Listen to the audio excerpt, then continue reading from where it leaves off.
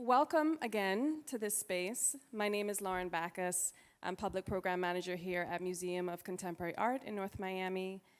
Before proceeding, MOCA acknowledges that we stand on the current and ancestral home of the Seminole and Miccosukee tribe of Indians of Florida.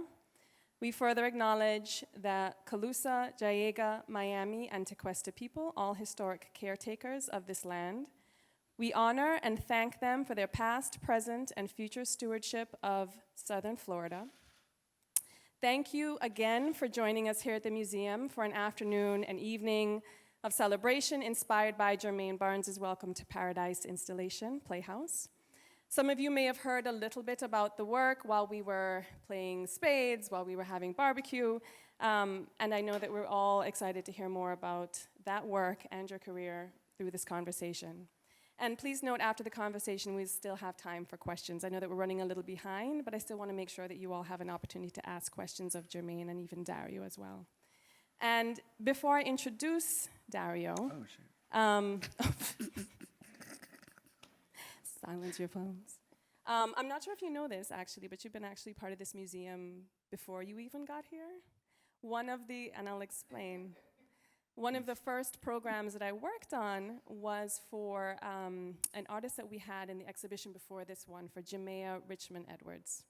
And she's an artist who works through Afrofuturism, and particularly using or imagining Black women in the future, right? As not just caretakers of the future, but as creators of that future. And I just so happened, as I was thinking and researching her work, I happened to listen to an episode of the Institute of Black Imagination, and it was Dr. Mabel O. Wilson in that episode. An architect, designer, phenomenal woman who I begged to come. She couldn't make it. But we got an incredible panel. Because of that conversation, was inspired to pull together an incredible panel that included Rich Medina, DJ Rich Medina, legendary, and Fredara Hadley, Dr. Fredara Hadley from Juilliard, and a former, I think do you remember what? The Raptors. Toronto? No, Toronto. But she was in historically Black college alumnus. So it was an incredible panel and really inspired by your work, and I wanted to let you know that it resonated and continues to resonate and was so necessary in that space. Thank you. But please don't take my word for it. Let me tell you about Dario Calmese, who we have here in conversation with Germane. He's an American creative director, photographer, and design theorist. His work interrogates the mechanisms of cultural production and the ways in which image, environment, and technology shape the lived experience. Spanning across the fields of photography, design, fashion, and performance, his practice aims at repopulating the voids within the construction of historical narrative and identity by leveraging the very systems that dictate how we come to know ourselves, both collectively and individually. In 2020, Calmese made history as the first ever Black photographer to shoot a cover of Vanity Fair. Thank you. Come on. In its 106-year history, with his portrait of Oscar-winning actress Viola Davis. Phenomenal. No, thank you. That same year, Calmese launched the Institute of Black Imagination, IBI, a design startup that works to preserve, integrate, and cultivate the Black imagination through innovative and interactive experiences. IBI's portfolio includes a widely acclaimed podcast, a powerful online archive of Black creativity, and a forthcoming location at the Oculus World Trade Center. Yes, Lord, yes. Yes, all of which, Finally. amazing, all of which tap into the pool of Black genius to share the visions of the modern iconoclast taking the reins on cultural thought and innovation. A 2023 Loeb Fellow at the Harvard Graduate School of Design, Calmese serves on the Global Advisory Board for Estée Lauder Companies and is a professor at the New Schools Parsons School of Design in New York City. He's also an NYC Urban Design Forum Fellow, show director for the fashion brand Pierre Moss, and collaborated with Adobe Lightroom to design presets specifically for people of color. Additional clients include Vogue, Rolling Stone, Esquire magazine, Numero, ABC Studios, and the Metropolitan Museum of Art in New York City. Jesus. Welcome. Jesus. You see? Let's go!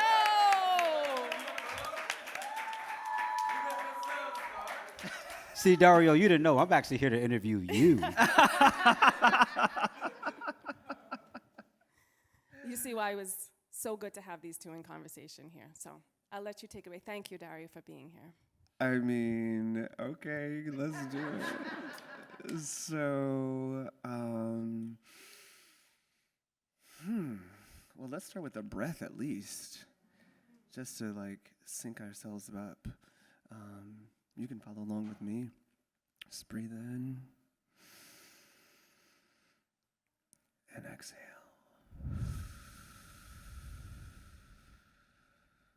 Let's do it one more time.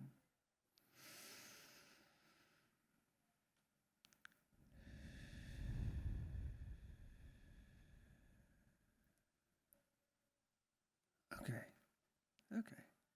Welcome. Mr. Barnes. What's up?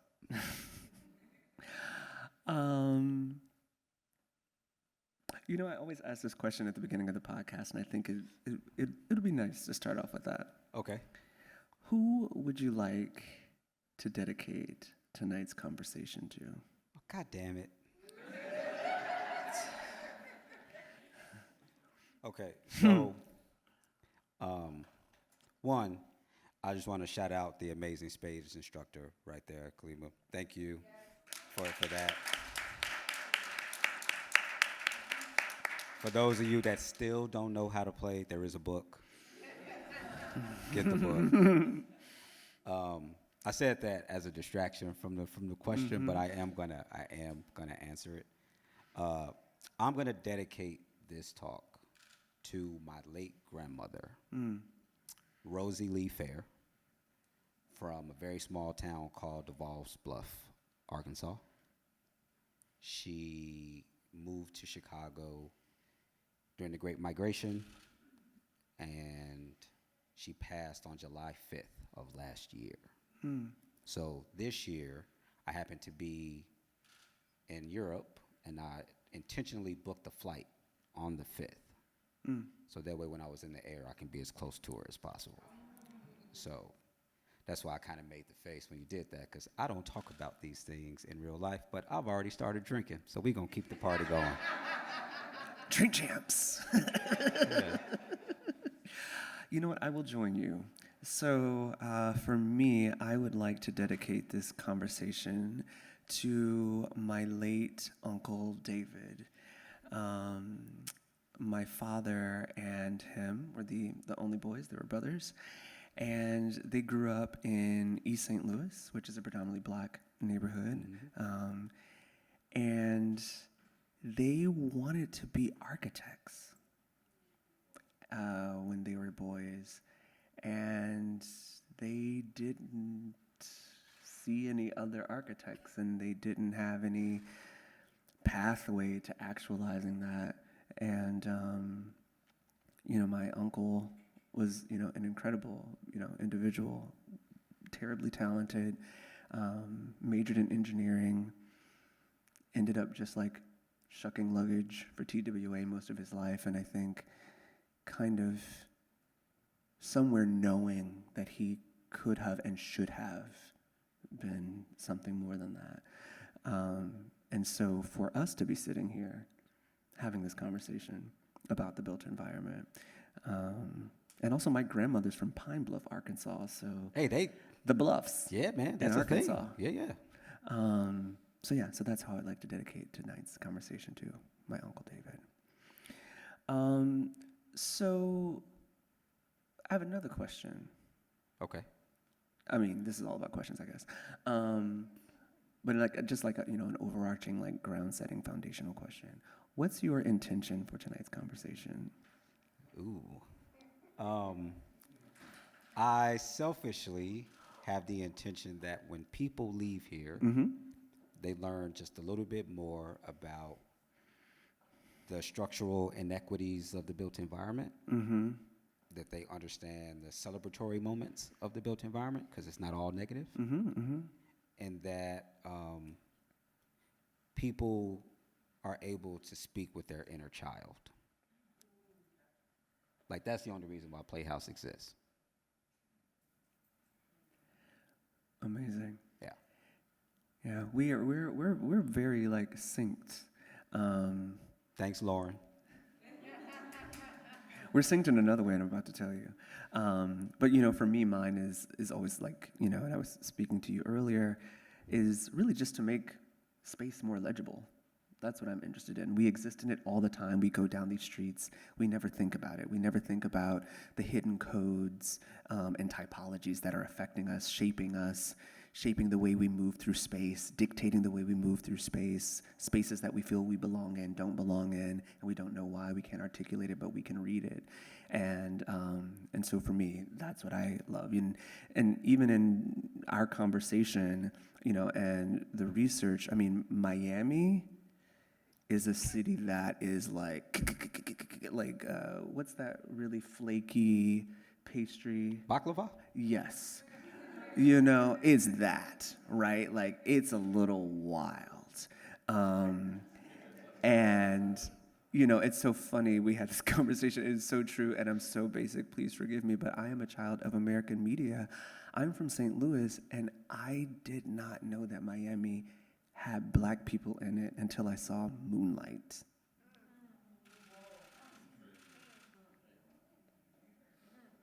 I didn't know there were different versions of being black until I moved here. See, this is what happens when you have two Scorpios. We're gonna go. I mean, you're from St. Louis. I'm from Chicago. Exactly. In the Midwest. You know. In the Midwest, there's 3 ethnicities. Yeah. Well, we had 2. Oh, y'all had black and white? Black and white. See, we had black, white, and Mexican. That was it. See, where I was from, if you were Mexican, you were considered white. Nah, that was it. And I moved If you're here. Asian, you were considered white. And I learned there's Venezuelan, there's Colombian, Peruvian, Ecuadorian, Costa Rican, Puerto Rican. I was like, none of this exists in Chicago. But it did. I didn't understand how to interpret. And that's just the Latin part. We didn't talk about like we didn't even talk to Jamaican, Afro-Latinidad, yeah, right? Or that part. Yeah, Bahamian. And so, wait, how long have you been in Miami? 11 damn years. No, don't say it like that. I was only supposed to be here for 1 year. He's I like was only 11 supposed damn to years. be here for 1 year. Bro.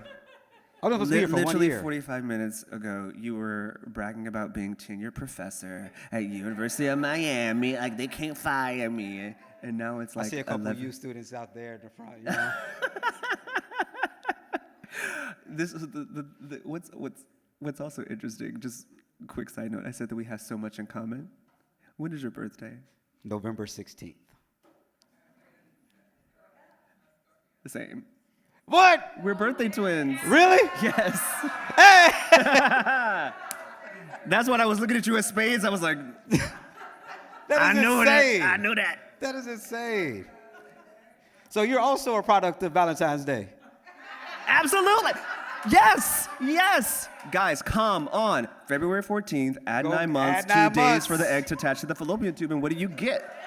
Scorpios exist because of 16th. Valentine's Day.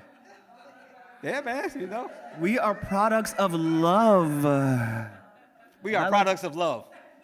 See? Facts. We How thought long have you longer. had that in your pocket? How long have you been waiting? How long have you ready to drop that? So that would have been his big joker. You just That smacked would have it been on the big table. joker. See, I told you not how to play spades, brother. Come on now. See, this is Scorpio. Wow. Uh-huh. Okay, sorry. I know. I should have done that earlier or later. So, you know, being here in Miami for, 11 years in your body, right? Some people aren't in their bodies. Anyway, so no, but really, right? And then coming into this new understanding of how you're legible, how your background is legible, how there is a hierarchy of value. Yeah. Just from being. What did you say on the call? Regular black. I'm not special. In Miami, I'm not. In Miami, when I first moved here, the question I always received was, "Where are you from?" And I'd say Chicago. And they said, "No, like, where you from?" And then proudly, West Side of Chicago. And then they'd be like, "No, like, where's your family from?" I'm like, "Well, my dad's also from the West Side of Chicago, and my mom is from Arkansas." But that's when I learned they were trying to place me in the longer lineage of my family. Because many people who call Miami home may not be born here or may be first or second generation. And so in that case, me being African American and being as American pie as you can get, if we go back 7 generations, we back in Africa. So everything after that is me being of this country. So when you see Captain America, like it should be pictures of people like me who's like, my entire family is this country. But in Florida, and Miami specifically, that's not special. In Florida, the accent, the flavor, the movement, I find that special. So when I meet a Bahamian and I eat conch fritters, or I meet a Jamaican and I eat jerk, or I meet a person from Trinidad and I eat a little bit of roti, like to me, that's Miami. That's the flavor. And then I eat very bad versions of collard greens and sweet potatoes because, you know, it is what it is. But these are the things I learned about living here. And that was like my first toe in the water to understanding the complexities of ethnicity in this city. And we'll come back to that. But you mentioned Chicago, which is where you're from.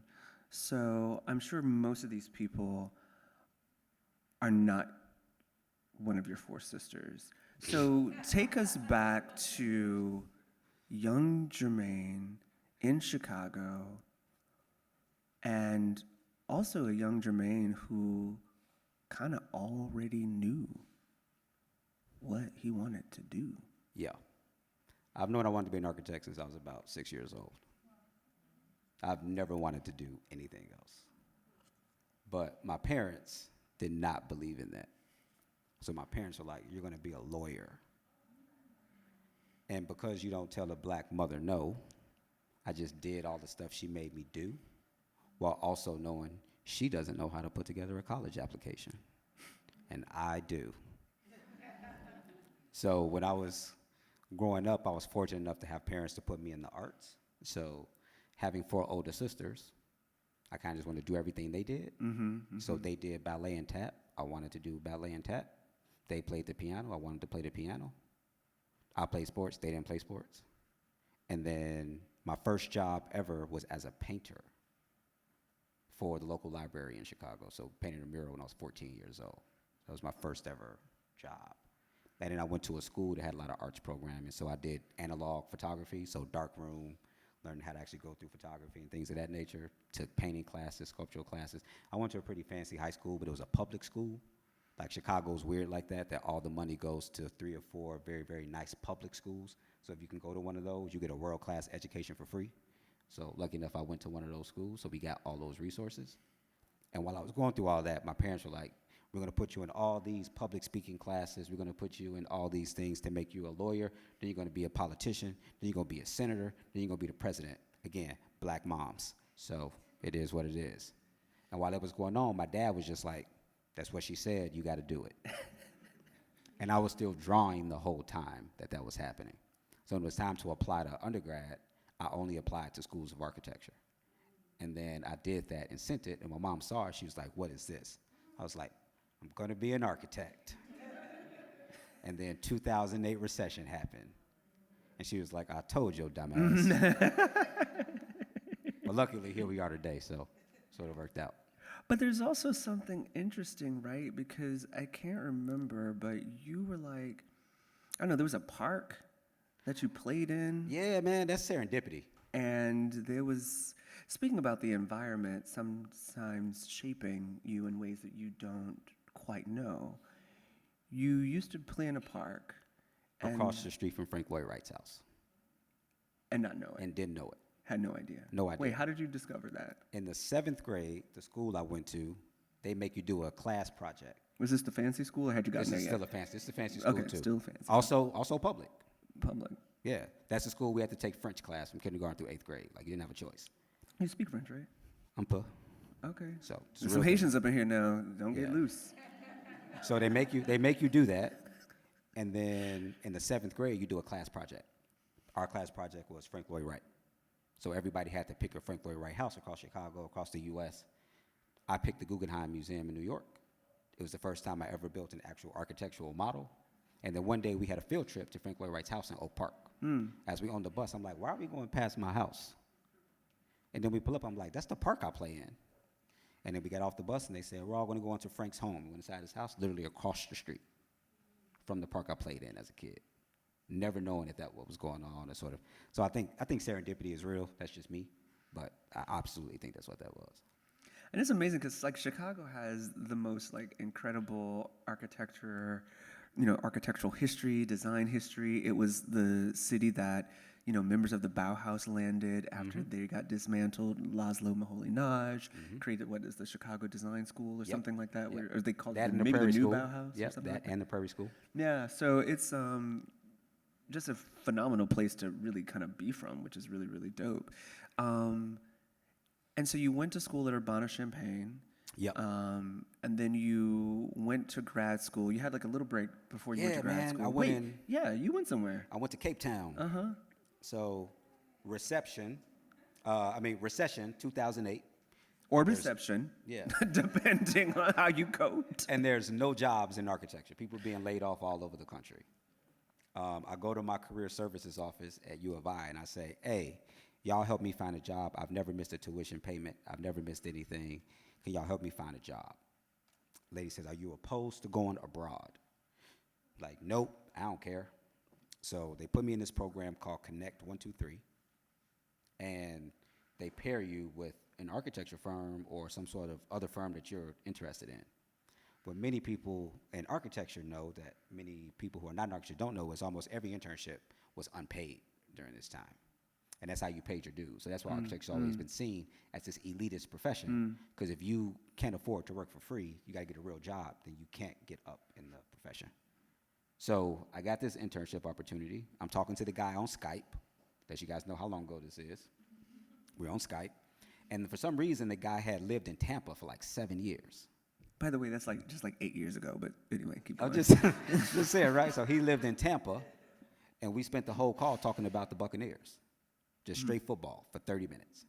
At the end, he goes, oh, yeah, you want this job? And I'm like, yeah, absolutely. He's like, cool, it's yours. So now I have to go tell my parents, hey, so I got this amazing job opportunity. It's in Cape Town, South Africa. And they go, oh, that's incredible. You got a job. We're so proud of you. I was like, there's a catch. I'm not getting paid. They're like, wait, what? I was like, yeah, so y'all got to pay my rent. And you got to buy my groceries. And you got to keep a little bit of money in my pocket, because I don't get paid for this job. And how old were you? I was 22. Okay. So, Okay. yeah. So they said, do you think this will really help your career? I'm like, absolutely. So my dad always says, go ask your mama. I asked my mom, and she's like, all right, cool. So they put me on a plane to Cape Town. So I flew to Cape Town in March of 2009.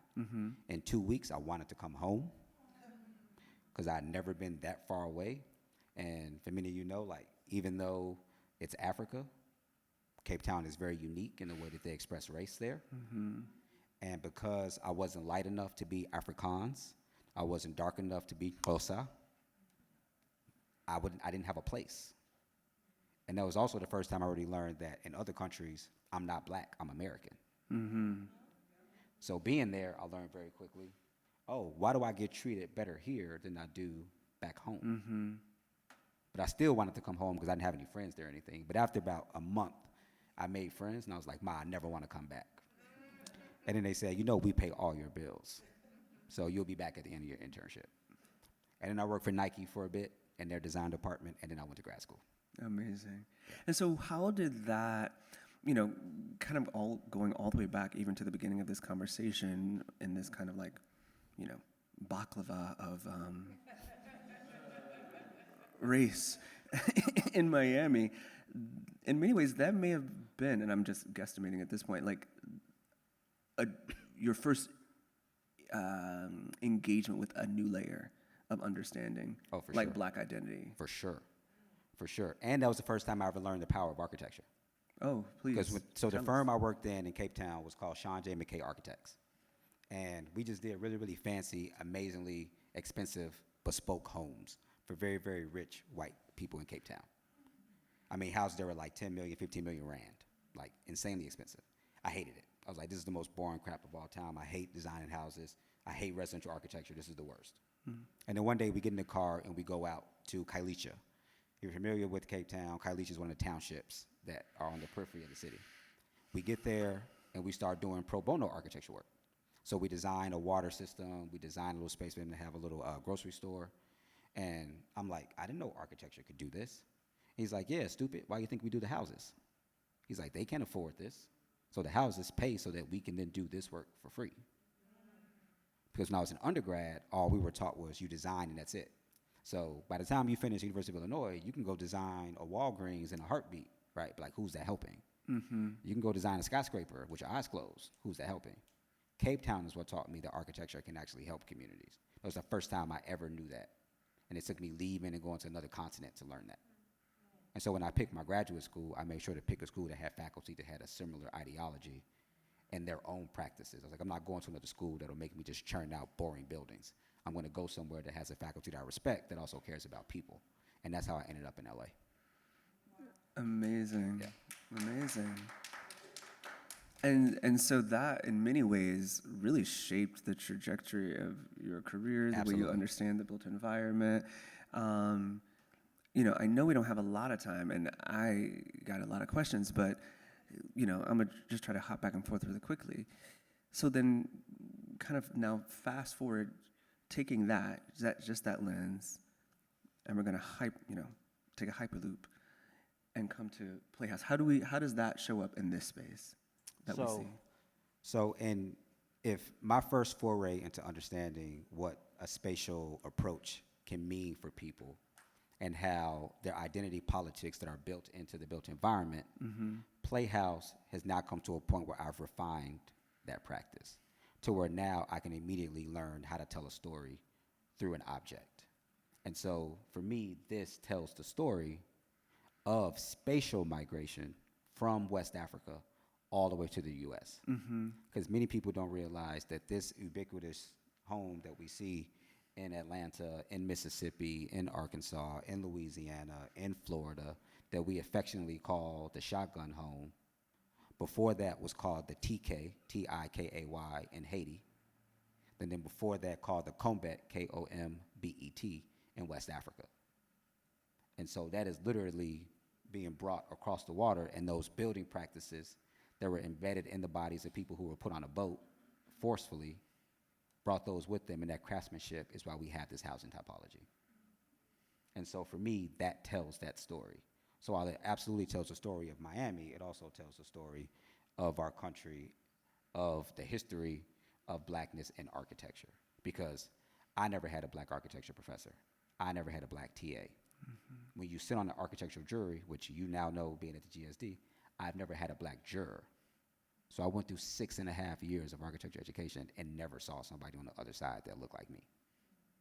So now that I get that opportunity, I relish in that, and I try to make sure that I approach it in a very sensitive way, but also in a very celebratory way. Because I'm not for embellishing trauma. Instead, I'd rather highlight all the happy shit that we do and all the really clever stuff that we create and how we can take bare bones of something and make something super dope out of that. Amazing. And then I'm going to go back. And so in thinking about the space in which we inhabit now, which is Miami, and from my understanding, you know, and thank you, Lauren, actually, for also giving me access to these archives that you all had and archives that you also kind of went in. What did you learn and glean from these archives, these was it Miami Herald, you know, articles of black life in Miami in the 40s and the 50s and the 60s and the 80s and the 90s? Oh, man, it was terrifying. So my first foray into the archives was the Black Archives in the Lyric Theater. If you guys get a chance, please set up an appointment. Go check that out. It's an amazing resource. That was the first time I learned about the racial identification cards. which is insane to say out loud, but it's real. There was a time in this city where if you look like you and I, Dario, you could not go to Miami Beach without an ID. They would card you and say, are you supposed to be on this side of town? And the only people that had that racial ID card were the staff. So you were cleaning up stuff. You were making beds. You were hospitality. You were not a regular person in your body moving around, as you mentioned before. There was zero legibility. Then through civil rights activism, we finally get Virginia Key Beach. We get all these other opportunities for blackness. So those Miami Herald articles, you start to see the way that blackness is represented in the newspaper from a propaganda standpoint, which is always negative. Overtown's always called the slums. Coconut Grove's always called the slums. Opelika's always called the slums. But if you go historically to the city, you learn very quickly, they didn't ask to live in those neighborhoods. They were forced into those neighborhoods through legislation. And then now, if you fast forward to 2024, those are neighborhoods that are now being ravaged and vulnerable because they're the only ones that are above sea level. So you force people who are from water, of water, relish in water, away from it. Water destroys the habitat of those in power. And now you go take the land back from those that you pushed away from it. These are the things those Herald articles and stuff taught me. So I hope people really did look at the QR codes on the stuff because it tells all these stories. None of this is being made up. This is all real stuff. These are things I began to learn. If we stick with the baklava reference, right? There's only like the third layer of the baklava. I hope it's good. I don't really like baklava. But it's interesting because even as you speak, I think about histories. I think about, what will eventually happen to this city, right? Yeah. Insurance companies pulling out, right? Like banks not giving 30-year mortgages, right? Like it's just like, what the fuck are we in? But actually it was through the interrogation of those articles and me going all the way back to me mentioning earlier that I didn't know that black folk lived in Miami till I saw Moonlight, goes to this idea of narrative. And the narrative that places project about themselves, right? Because I can only, not visiting Miami, and even if I hadn't seen Moonlight, right, me kind of coming in as a tourist, which would almost be like a foreigner, the spaces in which I would go through like my own class privilege, I would actually still not see, right, many black folk, right, or African Americans. But in those archives, you can see that so much of what has been made possible in this city is on the blacks of actual like black Americans. Yes. Actually not, from the islands, sure, but like actually like black Americans in many ways that has already been washed away. And the tough thing about that, and I want to acknowledge, if you all can turn your head to that gentleman with the shorts on right there, who now is looking towards the other wall. He has a hat on his head. He's right here. He's smiling really big. Yeah, there's a lot of shorts in here. Yeah. So that handsome guy right there, his name is Roscoe B. Thick III. And he is from the Pork and Bean Projects where Moonlight is filmed. He has an amazing documentary that won a South Florida Emmy called Pork and Bean Blue. And he's an amazing photographer that talks about that story of what it means to be Black American in this place and to see what it's like to see a city change around you, where we know the housing development that's there in Liberty City has completely changed what it was before. So I bet from what you remember from Moonlight, if you were to hop in a car and drive down 12th Avenue, you'd be like, this is not what I saw in the movie, because it's not going to look like that, right? But it's important to be able to tell those stories, and that's why I think I tell it through architecture. But then you have incredible people like Roscoe who tell it through photography, and I think that's where I find the energy. That's where I find the joy in the work. And because I'm not from here, and Roscoe will tell you, when I first moved here, I moved to a city called Opelika. And that's where I got my credibility. That's where I got my cred.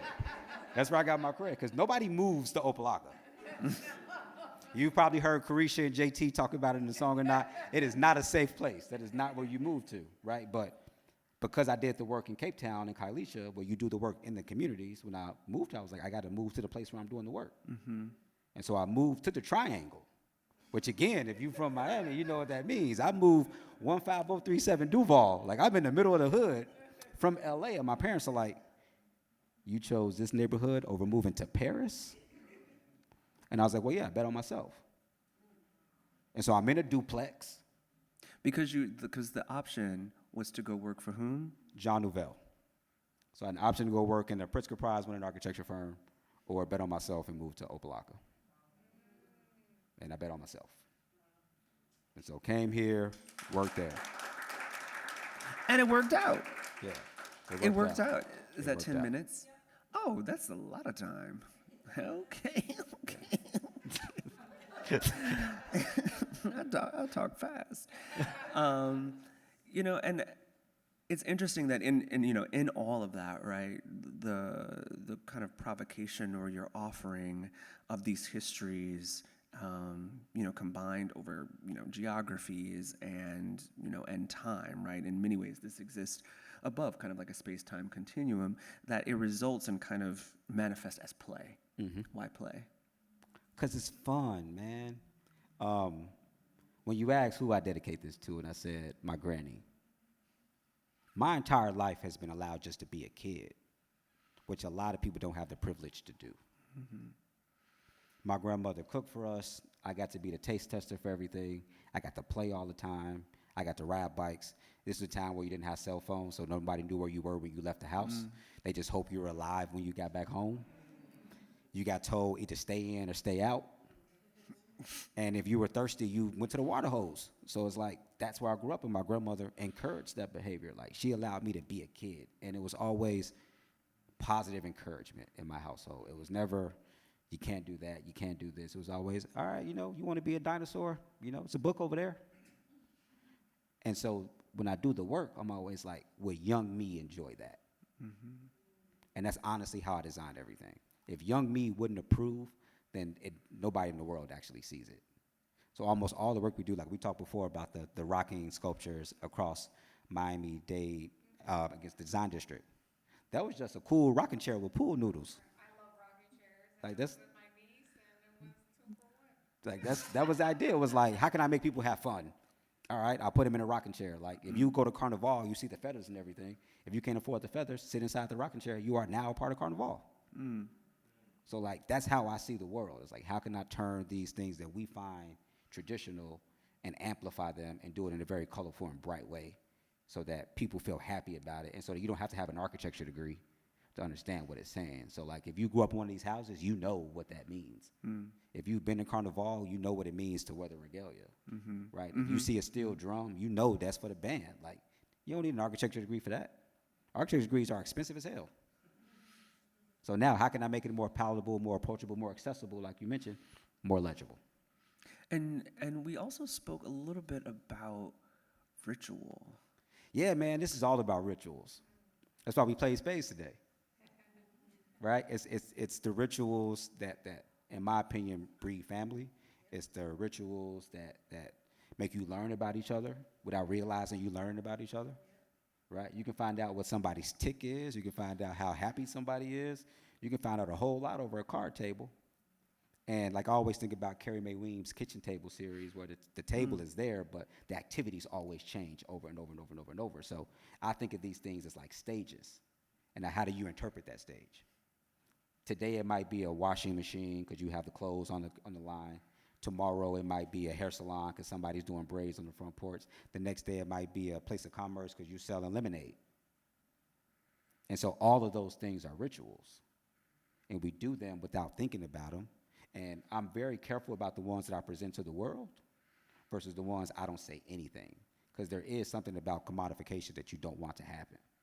So I'm very aware of this, like the super, super secret, if you know stuff that we got, I don't put that out into the world or I don't explain it. Because that's for us, by us, not to be consumed. But like the generic stuff that has already been commodified, I don't care about those things.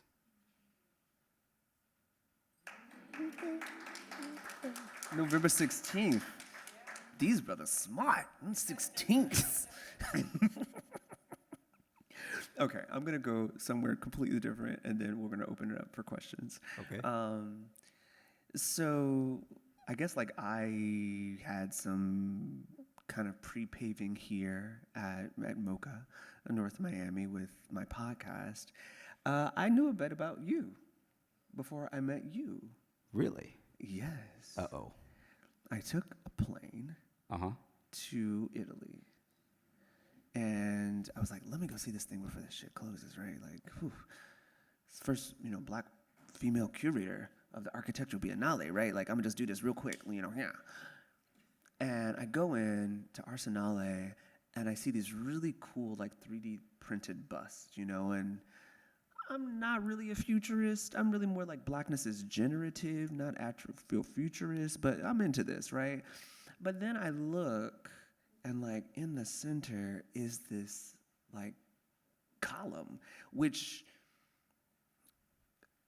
that's like the cheapest, most basic way to explain what it was. It's a column, it's not a column. It was this incredible, like, I don't know. I mean, it resonated, right? It had energy, right? Yeah. But it functioned as like a freestanding column. So imagine, maybe what was it made out of? Spanish Marquino marble. Motherfucker, it's fancy. So that, maybe what, like 9 feet tall? 9 feet tall. Oh, hey, okay. And it has all of these incredible like markings. It looks like, I'm just gonna say like bumps and lumps, but great, amazing. And normally we see like the fluting, right, in columns. And what I loved about that piece that you did, called griot, right? Called griot. And what is a griot? A griot is a storyteller. So for someone like me, it's my granny. And so what I love about that is, in a lot of my work, again, trying to make the environment legible, and columns are ubiquitous, right? We see them all the time. We see them in fronts of banks. We see them in front of museums. We see them in front of plantation homes. We see them in all of these things. And the thing is like, why? Why like, what the hell does that mean, right?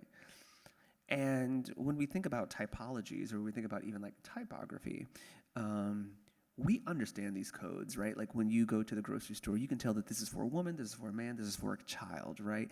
And that has nothing to do with what's inside of it. It's on the outside, right? And so in many ways, design is really obfuscates, right? It usually is hiding what's inside. That's usually the way the design works, right? In landscape architecture, it can make redlining look like a beautiful, hedged lawn, right? So in many ways, design is hiding the contents of a thing.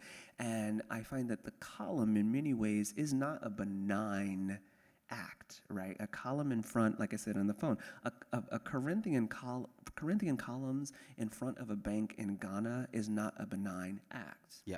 Right? It is reinforcing something, right? It's reinforcing a type of history. It's reinforcing a type of supremacy. And even behind that, what it's saying is, you can trust us. We are ancient. We have been here for a very long time. Put your money with us. Even though on the inside we're selling you subprime mortgages, right? Right. In many ways, design is doing that. And so I say all of that to get back to your column, right? And the ways in which you completely subverted that. Could you explain a little bit about that, and then we'll open it up for questions? But I just found that to be quite powerful. I wish I had a photo of it. But. Thank you. So Dario is referencing the 2023 Venice Biennale that I was fortunate enough to be a part of, the Laboratory of the Future. I received a grant from Harvard to look at North African contributions to classical architecture. Because oftentimes we forget the fact that Egypt had columns first, not Greece, not Rome.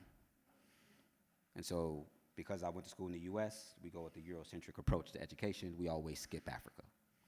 So I wanted to go to Italy and then rediscover all these other attributes that were also given. So through that, I started to notice the way blackness was prescribed across Italy. So I spent 8 months at the American Academy in Rome. And over that 8 months, whenever I would see a black person, they always had like a Glovo bag. That's their version of Uber Eats. Or I see someone selling something or working. It was always labor, migration, their identity. Labor, migration, their identity. Because everybody was from somewhere else. So I was like, you know what? I'm going to break every single rule of column design. So if columns say you got to be fluted, we're not doing that. You need entablature, we're not doing that. You need a capital, we're not doing that. And then instead of Corinthian, Ionic, and Doric, which is like the big three, which are inspired by women. If you go to the original books on architecture, you'll learn that. I call mine migration, identity, and labor. And those three orders are inspired by the human body, the physical body, hair. So the column in the show, while the entire exhibition was called Griot, that's the identity column. And that column, instead of fluting, it's cornrows, it's dreadlocks, it's all these things that are embedded into the actual thing. And it's 9 feet tall, 4 feet in diameter, and it weighs 6,000 pounds. Wow. It is carved from a solid block of black marble. And so that was like my first foray into large scale things. And then I took those columns and I adorned them on the building facade of Howard University. So I took off their Corinthian columns, put on my identity columns, and was like, why wouldn't you want black columns on a black building? And so that was always the approach. And then with the labor column and the identity column, they actually matched the masks. So the masks that you saw, nobody knows this besides my team that helped make it, so y'all will learn this for the first time. All of the masks match each of the columns. So one mask is the identity mask. That was the black one that hides most of your face, only leaves one eyeball out. Because most people of color have to assimilate when they're in public sphere. They can't just be themselves. You have to show a very reduced version of you to be accepted. The second mask, the labor mask, there's a historical image in the archives of the U.S. history of a black man on an auction box. And he has on the mask over his mouth with the little dots. A lot of people have seen that photograph, right? So that mask is actually a 2024 version of that because the labor hasn't changed. Added with a COVID-19 mask, because we know what happened to black and brown communities as a result of COVID. Then the other one was the migration mask. And that one was literally just water goggles. Because if you go into water, so many black bodies are at the bottom of the ocean. And so many black bodies don't know how to swim because of historical inequities. So each of those masks, as beautiful as they may have been, and as celebrated they may have been, they all had very dark stories behind them, because that's unfortunately the story of blackness as global. But then at the very center, you saw this celebratory moment, which was the massive column that was 9 feet tall and weighs 6,000 pounds, because I feel like blackness is robust, and it's strong, and it's rooted. And I made the Venice Biennale pour a brand new concrete slab just for that piece, because the floor of the Arsenale couldn't hold it if they didn't do that.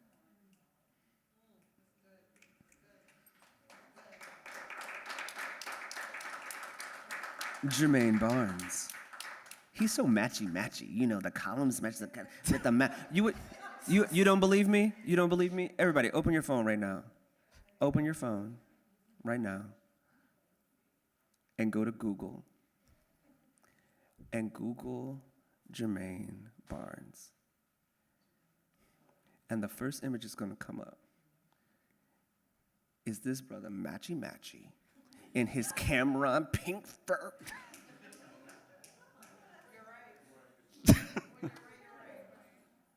I know I'm right. I'm a Scorpio. No, I'm kidding. Matchy-matchy. Shout out to the cover of The Source. Shout out to Killer. Shout out to Killer Caesar. Hey.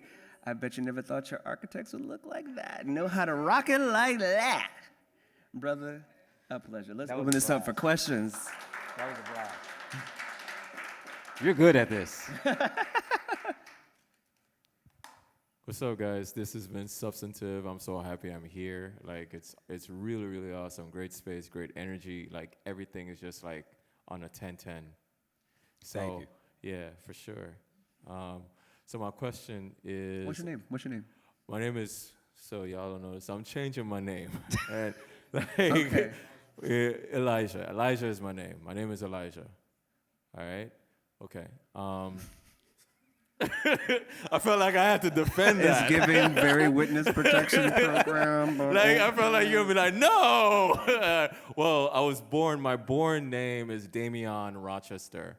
And it's a beautiful name, Damian Warren Lloyd Rochester. And it's clearly Anglo-Saxon. It's too much, right? So I've never actually felt solid in it. You deserve to self-identify. Thank you. Absolutely. Thank you. So Declare yourself. My actual name is Elijah Yah. Yeah, hit it. And that's who I am. Like, from a spiritual perspective, my sisters are here, so they know, you know what I mean? And who I am, I stand in that. and I've always stood in that. So I'm just sharing that person with the world through name. Okay, so, all right. So my question is Germane, you spent some time in Africa, and I want to know more about that in terms of your consciousness, your awareness, especially being 22 in Africa, away from your family, and regaining some type of. Well, I want to ask you, what has that done for your identity? I know that you got a concept of like, well, American black is something else and not black or whatever. But understand, you even started this conversation by saying that if we go back 7 generations, I'm African. Yeah. So what was that? What did that do for either the subconscious, your inner belly? How did that influence how you see the world, especially coming back into America and yourself in it? So when I was there, I actually wrote a little diary every single day, right? Just on like what it was like. And I always noticed the hats that the South Africans would wear. Because it was always like a knit cap, right? And it'd be like 100 degrees outside. I'm like, why are they in knit hats? But I always had on a baseball cap. Full on US. I'm always in a black White Sox cap every single day. So I'm taking the trains and I take the minibuses. And if you're in Cape Town, you learn the minibuses are what the actual Africans ride, because the minibuses might have 4 seats and 20 people in there, because you got to get where you got to get. And I need to go get my haircut. And I'm like, I got to go find the right place to get my haircut. So I'm on the minibuses moving around. And what I found was, in those moments, didn't matter where I was from. In those moments, we had a shared approach to the world. I'm right next to you. We eating meat pies together. We in this dangerous-ass vehicle getting where we got to go, because we all want to get our haircut at the same time. And then we all go to Long Street together. We all go get drunk. We all eat. And it's me here with Kosa, with Congolese, with people from Benin, from Bishu, from East Africa. It's all of us together in the same spot. And in those moments, this is why I was like, I never want to come home. I'm like, I don't want to come back. This is incredible. I have no idea what anybody is saying, but if you leave me long enough, I'm going to figure it out. But I'll love this. And everybody asking me, like, do you know 50 Cent? I'm like, no. Because they assume, the assumption is, if you're a black American, you must have money, or else why are you here? Right? You have to have money. You came all the way to Cape Town. And I'm like, nah, man, I'm a broke college student. Like, I ain't got money. But then that's where the commonalities would come in. I learned very quickly, oh, so I can fit in many different locations. So that actually made me very happy, and it helped shape the way I view the world and how I began to understand my own blackness and what it means to walk around Cape Town and have the carpet rolled out for me. But then other people who I hung with, they got treated differently. Because to them, they knew they weren't American. And so it was always this sort of friction of, well, if you're not letting my friend in, Nelson, I'm not going in. Me and Nelson still like this. That was back in 2009. It's 2024. He didn't have a wife. He has a kid. But that's my boy. And he was like, I'm going to show you around. He was Congolese. And so that was the dope thing that I found about being there, that absolutely changed the way I viewed the world. And I'm very blessed to have parents that can allow me to do that, or I wouldn't have the career that I have today. Because instead of it being adversarial, like, I'm able to celebrate all of it. And I find that the happiest part. Yeah. And I'll say one thing, because you'd ask me, but I'm going to ask. I was just saying one last one thing. When I went to South Africa, what I thought was, and this is not like, praise South Africa, but I was sitting talking to 2 women who were South African, and we were at this like bar / car wash / barbershop place, and they were sitting there kind of picking me apart, and they were like, well, maybe your people are from Swana, but your neck, but I don't know, but your temperament, no, you're definitely not Zulu. Like, and they're like seeing me because they have the reference. And that's when I realized that everything about me, even the way that I carry myself, comes from somewhere. And that's when I realized that this country is full of millions and millions of people who have never been seen. and there's no one here who can see them. And many times you don't realize what you don't have until you realize you don't have it, right? Sometimes. And that was major. I'm like, there are people walking streets, the most beautiful things walking the earth, and they have no fucking idea because they're in a place where nobody can actually fucking see them, including myself at that time. And so that was actually really powerful for me. So anyway, I know you didn't ask, but. No, that's incredible. That was incredible. Yeah, Germane, Russell Motley Legacy Magazine. When I walked in, I think it was Lauren, she asked me what did I expect for your activation. I had no idea what I was going to be watching or viewing, but I was pleasantly surprised to see this shotgun playhouse. My question is, given the housing crisis in South Florida and Miami, can that be repurposed as a real house where somebody can live in? I live in Allapattah. Even in Allapattah, a shotgun house would be like $500,000. It's very expensive. So is that something that can be repurposed? It might be a crazy question, but. So, honest to God, you actually could just take this thing and pick it up and move it somewhere else. It is literally made as a full construction document set because we had to build the thing. So you just have to make a proper foundation to make sure everything is done structurally, then add all your insulation and stuff. The only thing is we're in a place for hurricanes, and so everybody's afraid of stick frame construction in hurricanes, but Miami was built on stick frame construction, so I mean, I think the bigger thing is understanding how do you work with the environment as opposed to pushing against the environment. So if you did that, then you'd be fine. But if you go through, well, there's not that many left in Midtown Edgewater. There's a bunch of stick frame cottages that are still there since '92 when Andrew hit. So this thing is full scale, 1-to-1. So if you were to pick it up and drop it off, you absolutely could. If you wanted November 17th, take it off my hands. You can come back and get it. Otherwise, I got to take it apart then find another home for it.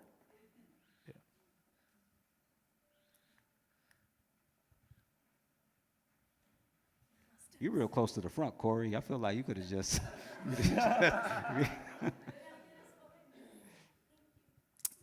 Corey, for everyone who doesn't know, I have a question, so listen, thank you for sharing, too. I really appreciate y'all insight.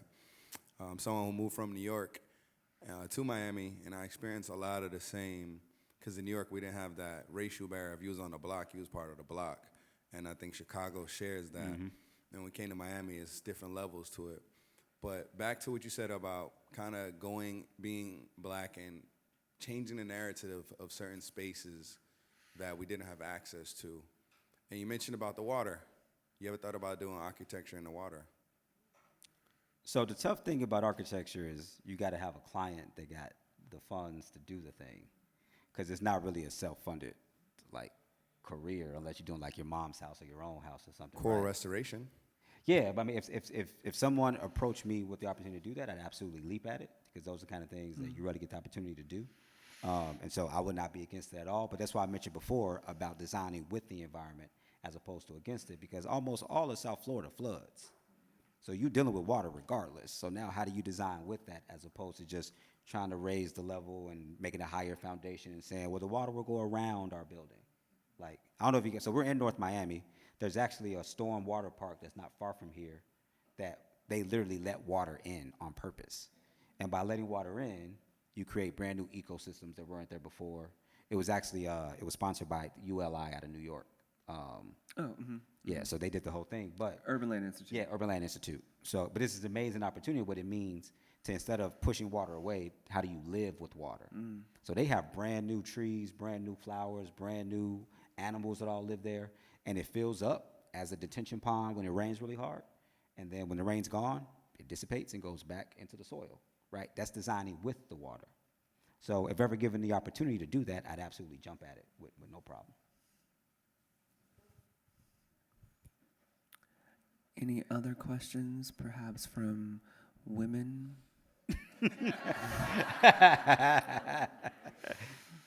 And you got one in the front, too. Oh. So I know we talked about this during our interview, but I really like your answer, and I feel like it's something not many people think about, so I want you to share it with them if you feel comfortable. But you were telling me about your students, particularly your women students of color, and you were talking about how there aren't many opportunities for black women in architecture. So can you expand on that and share what you've seen in that area? Sure. So historically, architecture has been a male-dominated field. particularly a white male-dominated field. If you look at statistics, you'll find less than 2% of architects identify as black.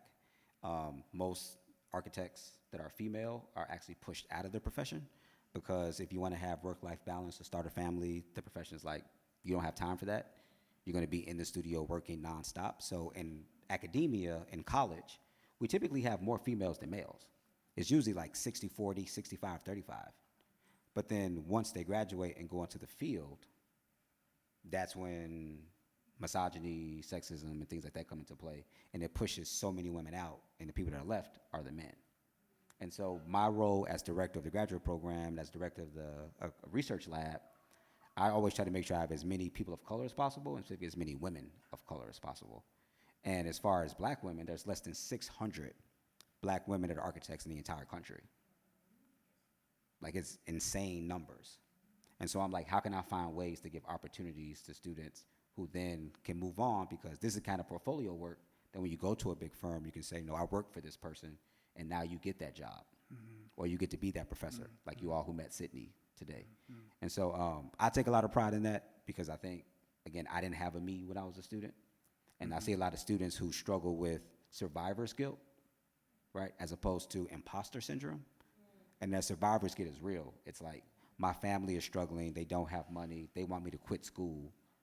Germane, I gotta drop out. And I'm like, if you wanna break that and you don't want it to happen anymore, then you gotta stay in school. And I have to say that with a straight face while a kid is crying in my room. I got a Jamaican young lady who's in my office. She's crying because she's like, my mom told me I got to come home. And I'm like, I'm not going to say her name, but I'm like, I can't let you do that. You got to stay in school. You got one more year to finish. This is not the time to drop out. It's a 5-year degree. You finish, you'll get your job. It's like, but how am I supposed to tell my family they need food? I'm like, we'll figure that part out, but you're not dropping out of school. You're about to finish this damn degree, and then when it's done, you're good. Her parents were pissed. Her family was pissed. She stayed a lot more times of crying in the office. She graduates. That girl makes like $90,000 now, and the family loves it. But I'm like, you got to go through that. So how do I tell somebody that with a straight face and still try to be the support system to keep them there? Because not everybody come from money. I know UM is a very fancy school. Yeah, some people taking out a whole lot of loans to go there. And so I'm trying to figure out ways to do that. And I mean, I didn't create these structural inequities. Shit, I'm a product of them, but I'm trying to do the best that I can with the resources that have been given to then help people who don't get these opportunities to then stay in the field so that I don't have to be the one who then does this. There's so many other people. And now we're an army as opposed to 1, 2, 3, 4, 5, 6 people. Wait, was that an episode of A Different World?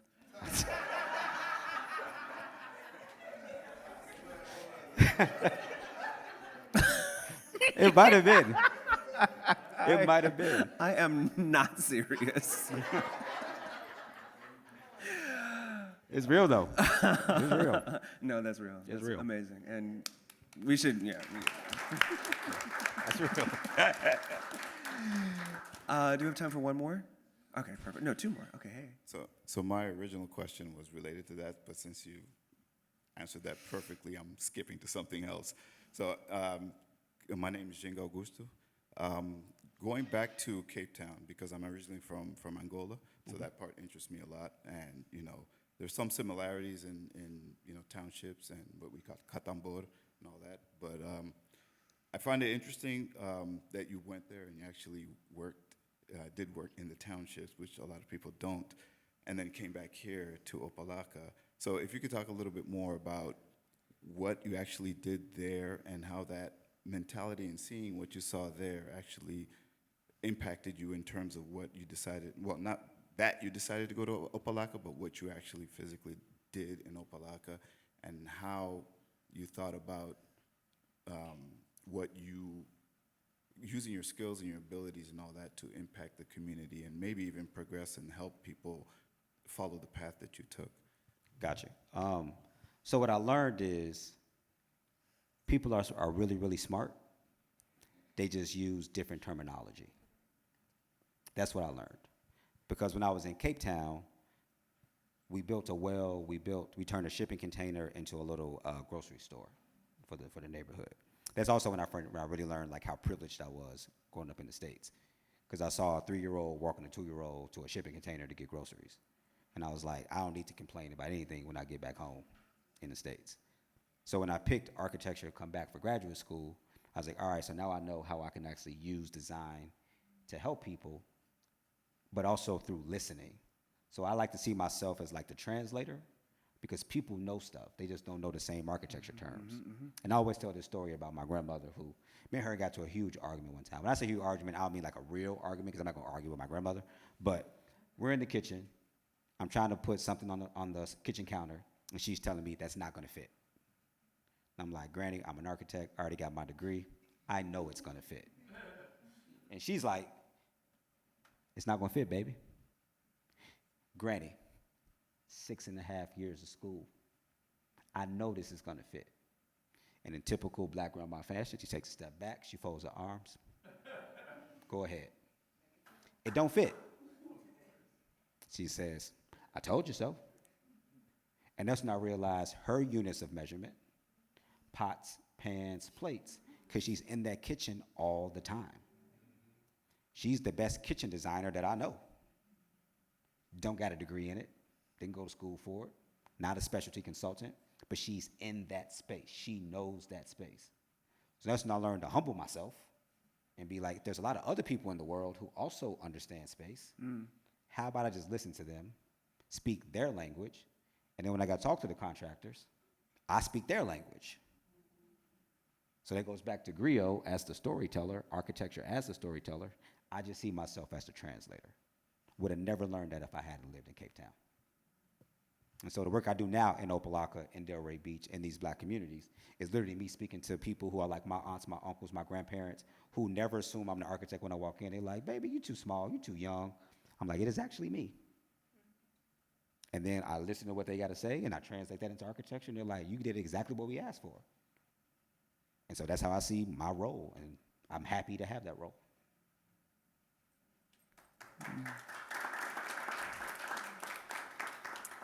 So my name's Jasmine. I'm trying to formulate this question. I know it's a question. I know we can get there.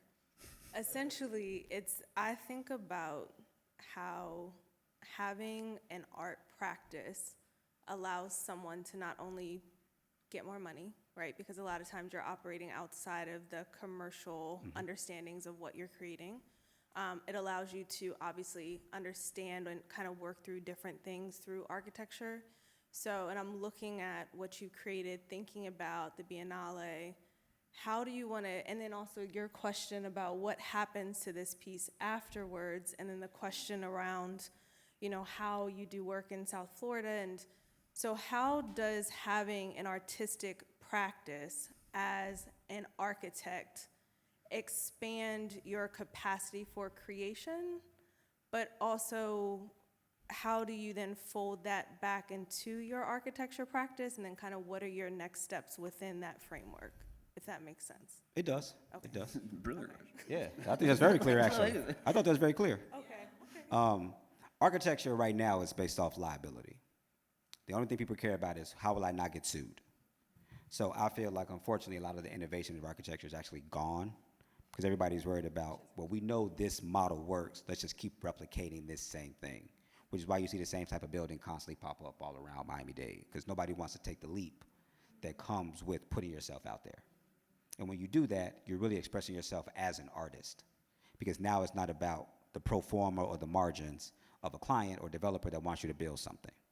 So for me, the artistic practice allows me to be more brave and be more free in the work that I'm doing and experiment with materials that a client probably be too scared to let me do. And then because a lot of the work that I do is in black communities, there's also a lot of fear that's embedded in the work. Because from their perspective, we got this grant.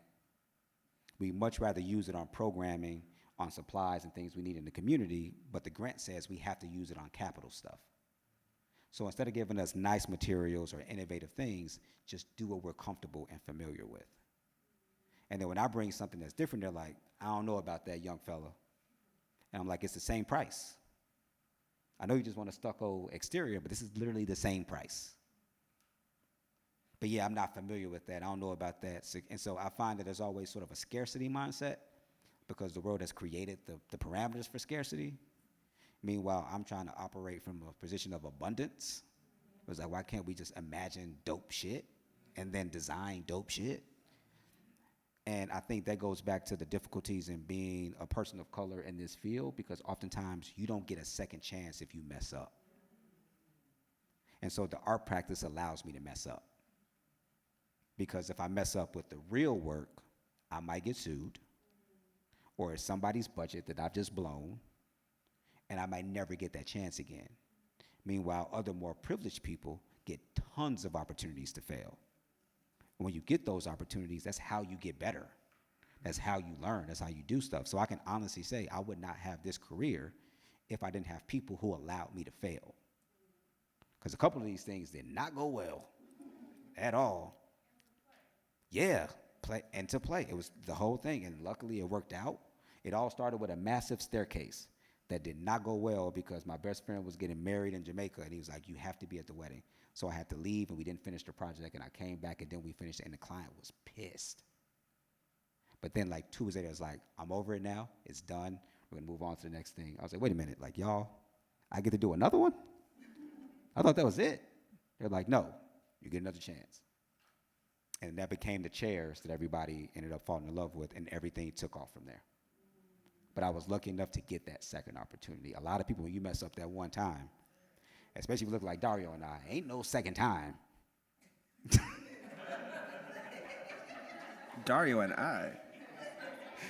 Well, Speak just for me. yourself. You look like just me. You don't get that. You don't get that second chance. Oh my gosh. Unless there's any more questions, Dario, can I throw to you? Is there a way that you wanted to close this? A thought that you wanted to close it with? Do you want me to close it out? Yeah, I'd love that. Okay.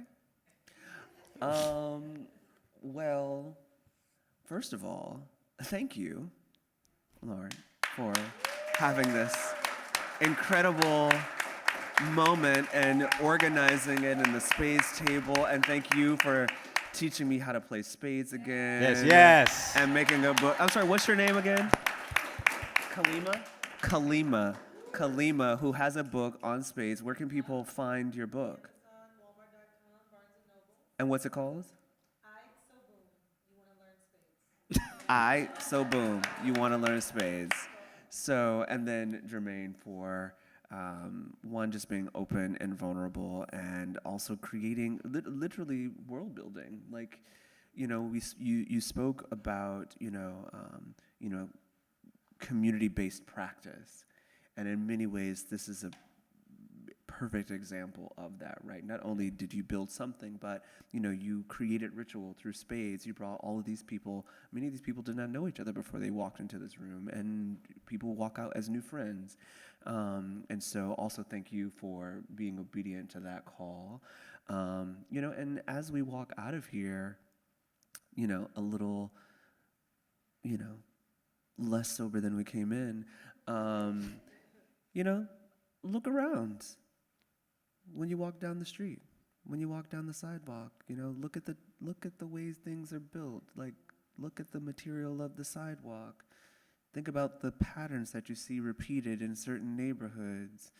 And, design, I like to say the design in many ways it tells on itself, right? Like, it can't be any better than the thought that created it.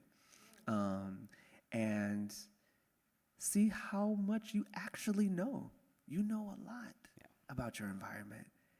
You can read space like your grandmother, right, in many ways that you don't even realize. And it's informing you. And then maybe decide how you want to shape it. That's it. Thank you, Dario.